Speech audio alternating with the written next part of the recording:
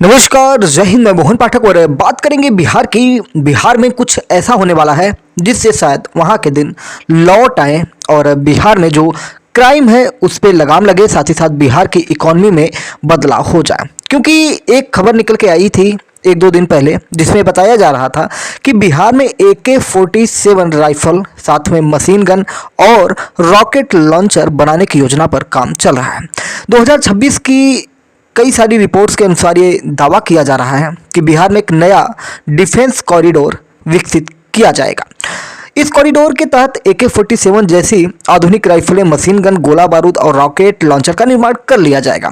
यह ordinance corridor Bihar के 5 जिलों में विकसित होने की संभावना है, जिनमें मुंगेर, कैमूर, बांका, जमुई और अरवल शामिल है। इसके अलावा मुजफ्फरपुर और सारण के क्षेत्रों को भी इससे जोड़ने की चर्चा है। इस डिफेंस प्रोजेक्ट के लिए लगभग 1500 करोड़ रुपए का निवेश अनुमानित है। इसका मुख्य उद्देश्य बिहार को हथियारों के निर्माण का हब बनाना और स्थानीय युवाओं के लिए रोजगार पैदा करना है। इसके साथ ही अडानी समूह ने भी 2026 में रक्षा क्षेत्र में बड़े निवेश की योजना बनाई है, जिसमें बिहार में एक थर्मल पावर प्लांट के जमीन के अधिग्रहण के लिए की गई है। हालांकि AK-47 फैक्ट्री के लिए सटीक स्थान और कंपनी के नाम की घोषणा का अभी इंतजार किया जा रहा है, लेकिन जो न्यूज़ निकल रही है इसके हिसाब से ये बताया जा रहा है कि ऐसा काम बिहार में हो सकता है। उत्तर प्रदेश में पहले ही ब्रह्मोस मिसाइल का अड्डा बन चुका है। यानी कि नई सरकार के गठन के साथ ही पटना में गुजरात की गिफ्ट सिटी की तर्ज पर अत्याधुनिक फिनटेक सिटी बनाने की कवायद तेज की जा रही है। इसके लिए पटना जिले के फतुहा अंचल के जैतिया मौजा में 242 एकड़ जमीन को चिन्हित भी किया गया। सरकार ने भूमि अधिग्रहण के लिए 408.81 करोड़ रुपए की स्वीकृति भी दे दी है और इसका अधिग्रहण भी बहुत जल्द चालू हो जाएगा। यह फिनटेक सिटी पूरी तरह से इंडस्ट्रियल कैंपस के रूप में विकसित की जाएगी। यहाँ IT कंपनियाँ, बैंकिंग और फाइनेंस संस्थान, fitness, fintech startup, hi tech manufacturing units और इनोवेशन हब एक ही परिसर में मौजूद हो जाएंगे। सरकार का लक्ष्य राज्य में वित्त, बीमा, बैंकिंग और टेक्नोलॉजी से जुड़ी कंपनियों को आकर्षित करना और युवाओं के लिए बड़े पैमाने पर रोजगार के अवसर पैदा करना है। इस प्रोजेक्ट से पटना को पूर्वी भारत के प्रमुख टेक्नोलॉजी हब के रूप में स्थापित करने की उम्मीद है। दूसरी बड़ी पहल रक्षा क्षेत्र से जुड़ी है। केंद्र सरकार ने जो चीज़ें मैंने आपको बताया वही चीज़ें यहाँ पे मैं बताऊंगा कि जैसे कि हथियारों के निर्माण के लिए भागलपुर, मुजफ्फरपुर, शेखपुरा, सारण इत्यादि स्थानों को भी चिन्हित किया गया है और संभावित स्थान के रूप में इन्हें भी रखा गया है। और अभी हमने जिनमें बताया कि मुंगेर, कैमूर, बांका, जमुई, अरवल, ये सब ऑर्डिनेंस कॉरिडोर इसके अंदर विकसित किया जाएगा। डिफेंस कॉरिडोर के तहत एक फैक्ट्री की स्थापना में लगभग 1500 करोड़ रुपए का निवेश अनुमानित है। यहाँ AK-47 जैसी अत्याधुनिक मशीनें होंगी, जिनमें तोप के गोले, rocket launcher, drone, bio modular charge system का निर्माण किया जाएगा। साथ में राइफल, मशीन गन, गोला बारूद, ये सारी चीज़ें हो जाएंगी। बायो मॉड्यूलर चार्ज सिस्टम फिलहाल देश में केवल नालंदा जिले में बनता है, जिसका इस्तेमाल तोप और भारी हथियारों की मारक क्षमता बढ़ाने में होता है। सरकार के मुताबिक यह ऑर्डिनेंस फैक्ट्री कॉरिडोर न सिर्फ देश की रक्षा क्षमता को मजबूती देगा, बल्कि बिहार में 1 लाख से ज़्यादा लोगों को प्रत्यक्ष और अप्रत्यक्ष रूप से रोजगार भी उपलब्ध कराने की क्षमता रखेगा।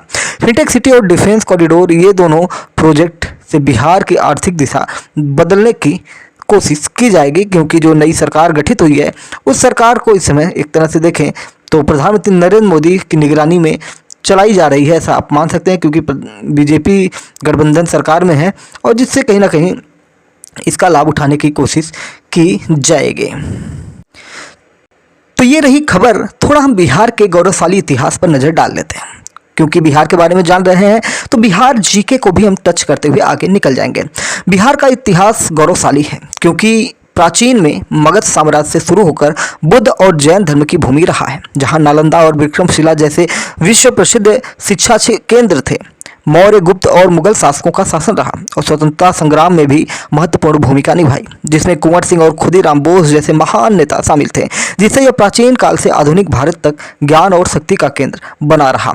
बिहार का प्राचीन इतिहास मगध के शक्तिशाली साम्राज्य के उदय से जुड़ा है, जिसके संस्थापक बिंबिसार थे और राजधानी गिरिब्रज यानी कि राजगीर थी। आज भी राजगीर एक बिहार में स्थान है। चंद्रगुप्त मौर्य और सम्राट अशोक जैसे महान शासकों ने इस क्षेत्र पर राज किया, जिससे यह भारतीय उपमहाद्वीप का एक प्रमुख केंद्र बन जाता है। यह भूमि महात्मा बुद्ध और 24 जैन तीर्थकरों की कर्म भूमि थी और नालंदा, उदंतपुरी, विक्रमशिला जैसे विश्वविद्यालयों के कारण शिक्षा का एक बड़ा केंद्र भी था।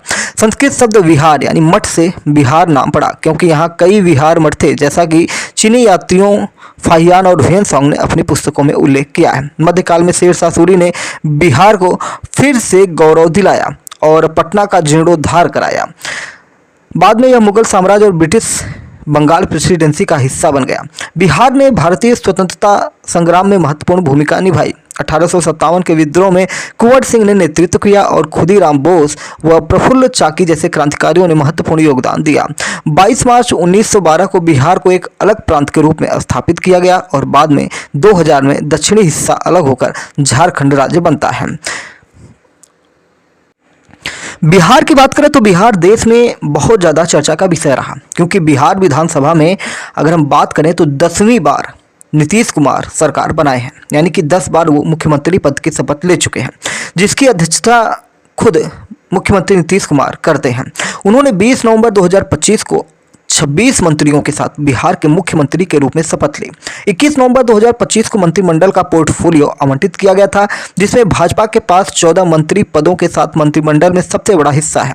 जेडीयू के पास 9, एलजेपी यानी रामविलास पासवान की पार्टी के पास 2 पद हैं और HAM और RLM के पास 1-1 पद हैं। इनमें मुख्यमंत्री के पास सामान्य प्रशासन, मंत्रिमंडल, सचिवालय, सतर्कता, चुनाव, अन्य विभाग जो किसी मंत्री को आवंटित नहीं है वो नीतीश कुमार को मिले हैं। नागरिक उड्डयन के रूप में नीतीश कुमार ही हैं। उप मुख्यमंत्री और गृह मंत्रालय जो होम मिनिस्ट्री है वो सम्राट चौधरी को मिला है, जो कि भाजपा से हैं, और नीतीश कुमार खुद जेडीयू के अध्यक्ष हैं और जेडीयू पार्टी उनकी है।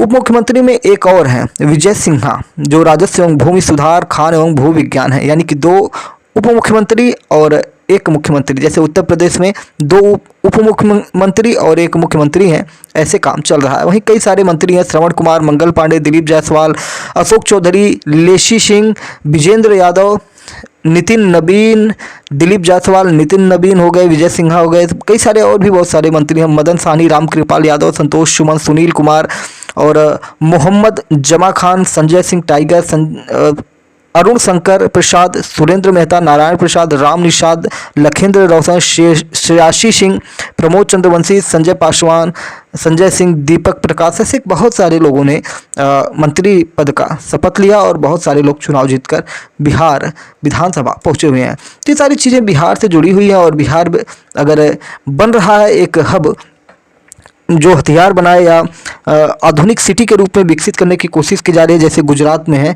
तो उसी तरह अगर हथियार बन रहे हैं तो उससे कहीं ना कहीं भारत को लाभ होगा और मेड इन इंडिया जैसी चीज़ों की ज़रूरत भारत को बनी हुई है। चलते चलते हम हथियार से जुड़ी बात कर रहे थे तो ऑपरेशन सिंदूर के दौरान ब्रह्मोस मिसाइल का उपयोग किया गया था और बिहार के बगल में एक राज्य है उत्तर प्रदेश, खासकर लखनऊ अब ब्रह्मोस मिसाइल के उत्पादन का एक प्रमुख केंद्र बन गया है, क्योंकि लखनऊ उत्तर प्रदेश की राजधानी है, जहां ब्रह्मोस एरोस्पेस की एक अत्याधुनिक इकाई स्थापित की गई है जो मिसाइलों के एकीकरण, परीक्षण और गुणवत्ता की जांच करती है। और हाल ही में यहीं से भारतीय सेना के लिए पहली खेप तैयार कर रवाना की गई थी और जिससे देश के रक्षा उत्पादन और आत्मनिर्भरता को बढ़ावा मिला। यह इकाई यूपी रक्षा गलियारे का हिस्सा है और भविष्य में ब्रह्मोस के उन्नत संस्करणों जैसे ब्रह्मोस NG का भी उत्पादन करेगी। लखनऊ के सरोजनी नगर, जिसे भटगांव कहते हैं, में ब्रह्मोस एरोस्पेस की इकाई है जो यूपी रक्षा गलियारे का हिस्सा बन चुका है। यहाँ ब्रह्मोस मिसाइलों का उत्पादन, एकीकरण, परीक्षण और गुणवत्ता नियंत्रण किया जाता है। भारत के रक्षा उत्पादन में आत्मनिर्भरता को बढ़ावा देता है।